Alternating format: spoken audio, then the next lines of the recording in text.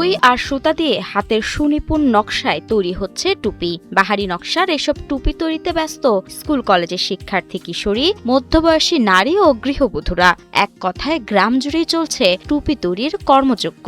Free time বসে থাকার চেয়ে, ওই বেকার বসে থাকার চেয়ে কিছু করলে এটা থেকে যেমন আমার অর্থ উপার্জন হবে, তেমনি আমার এই অর্থ দিয়ে আমি আমার সংসারে ব্যয় বহন করতে পারবো। সাদা সুতা আর তা দিয়ে নকশা করার জন্য রয়েছে বিশেষ সূচ। এরপর হাতের দক্ষতায় পেঁচিয়ে পেঁচিয়ে বানানো হয় টুপি।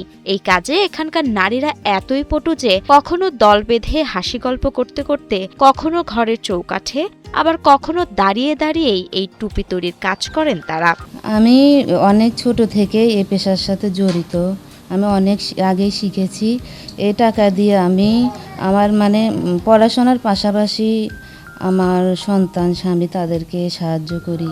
সিরাজগঞ্জের কাজীপুর উপজেলার চরভানুডাঙ্গা, সোনামুখী, মাইজবাড়ি, চালিতাডাঙ্গা ইউনিয়ন সহ আশেপাশের গ্রামে প্রতিদিন চলছে টুপি বুনন। প্রথমে সুতার ববিন কিনতে হয় নারীদের, এরপর সেই সুতায় দিনে 1 থেকে 2টা টুপি বানায় তারা।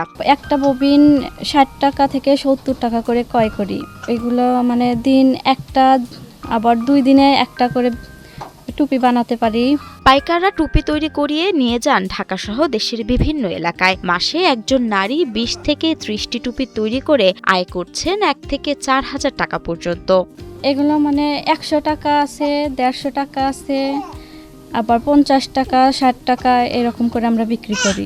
এখানকার টুপির মান ভালো হয়, রপ্তানি হচ্ছে মধ্যপ্রাচ্যের দেশগুলোতেও। দেশের চাহিদা পূরণ করে এগুলো বাহিরে যায়, ব্যাপক পরিমাণে চাহিদা পড়ে এদের সামনে। এখানকার কিশোরী থেকে বৃদ্ধা সবাই এই শিল্পের সঙ্গে জড়িত।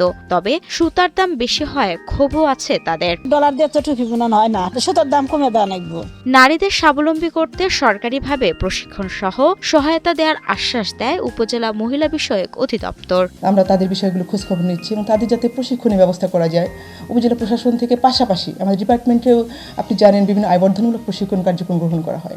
সরকারিভাবে প্রশিক্ষণ ও আর্থিক সহায়তা পেলে এই কুটির শিল্প আরও বিস্তৃত হবে বলে মনে করছেন সংশ্লিষ্টরা। উপযুক্ত পৃষ্ঠপোষকতা পেলে দেশের চাহিদা মিটিয়ে আন্তর্জাতিক বাজারেও বিশাল জায়গা করতে পারবে এই অঞ্চলের টুপি শিল্প, এমনটাই প্রত্যাশা তাদের। মাহমুদা মুন্নি, ৭১।